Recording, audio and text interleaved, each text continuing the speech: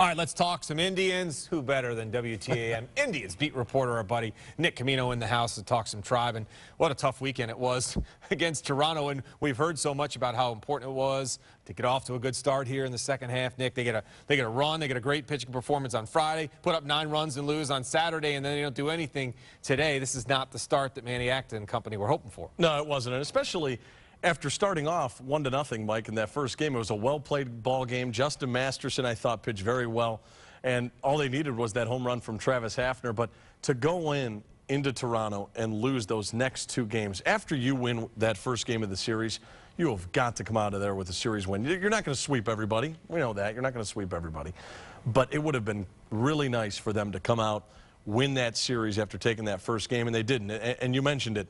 The day they didn't hit well, they pitched okay. It's just wasn't the way they wanted to start off. There's no doubt. And Manny said to us, too, going into that series when we were there and we were together over at the field, 2 of the big keys for him would be pitching. And he mentioned Masterson and Ubaldo. And Masterson gave him a great performance on Friday, but, boy, Ubaldo was just awful on Saturday. No, Ubaldo was laboring. I was really, it was really unfortunate to see him go out there, especially after the break, and have that type of outing. He's a guy who needs to locate his pitches, keep the ball low, and he wasn't doing any of that. He walked 5 guys, went 3 1/3 innings pitched. They were really hitting him, just laboring and laboring. It's not supposed to be that hard, and he was making it look so difficult. So disappointing to see Ubaldo go out there like that. Derek Lowe was a lot better today, even though he had that tough 3rd inning. I thought he came out and pitched really well after that. And the Indians, as you pointed out, Mike, at the beginning, not hitting well. And you've got to hit when you're in the American League, especially when you're taking on these teams from the American League East. Yeah. You've got Tampa after this, then you've got Baltimore coming here. So I think after this, you know, and playing these American League East teams in the American League, you've got to have runs up on the board for your pitching, and they haven't been able to do that. No, and even the runs that they had, I mean, the 9 that they scored were late. They scored late in that game on Saturday in the 8th inning, but it was pretty much decided. I mean, they fell down 10-2 in that game. But we'll talk about the struggling in offense, and I don't think anybody's struggling any more than Carlos Santana, who is supposed to be going into the season a huge key, Nick. I'm not sure what the problem is with him, Mike. You know, the batting average is low. He hasn't hit a home run in 2 months. I'm not sure what it is. The Indians have worked with him on stopping the toe tap. Then they worked with him on stopping the bat movement at the plate. So I don't know what the problem is for him. I think it's more mental than physical. I mean, this is a guy who last season, the second half of last season, really hit well. And the potential's there. They knew what they were getting with this kid. It was a steal when they got him from the Dodgers farm system for Casey Blake. So I think that the potential's there. I think he'll eventually come out of it.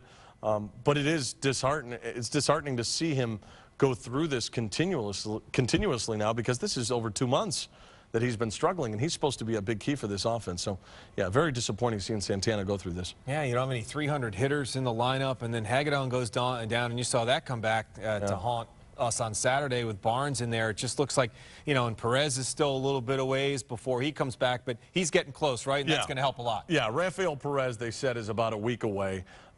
That's good, because I think Scott Barnes will eventually be a good player at this level, a good pitcher, but I don't think he's ready yet.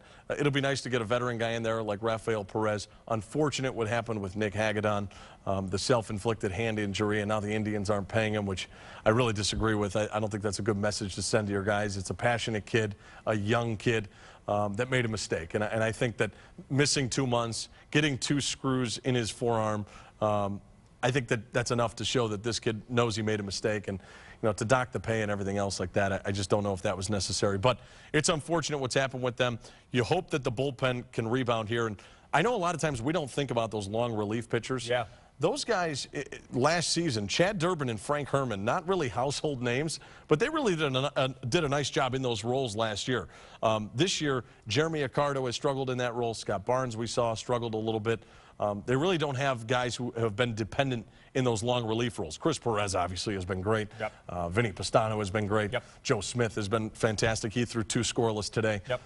But the rest of that bullpen has really been a struggle. So with what's been going on with the injuries and just the lack of hitting and so on, where do you see if there's going to be a trade made? And you know, Mark Shapiro had said this week, in not so many words, they're ready to go. I mean, they'll pull the trigger. That's not the problem. But where do they go, Nick, if they make one? I think if they do, and I heard going in to the last couple of weeks that they were really looking at pitching, at starting pitching. The Indians felt that their issue with starting pitching was more important than the problem they've had not having a right-handed stick. But Mike, I got to believe getting a right-handed bat into this lineup. We talked about offense and the lack of offense.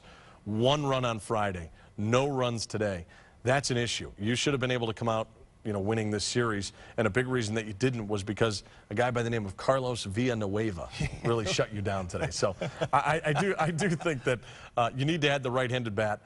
It'll add some. It'll help stretch this lineup because it'll stretch things out. Michael Brantley's hitting well. Yeah. Travis Hafner, I think, is going to eventually start to get things going. And Shin-Soo Choo and Asdrubal Cabrera, those guys have been consistent. But if you could add a big bopper into the middle of that lineup, it would really, really change the complexion of this Indians lineup. Buddy, always good to see you. Mike, it's always fun. Thanks for coming in. That's the man, WTAM Indians beat reporter, our buddy here, Nick Camino.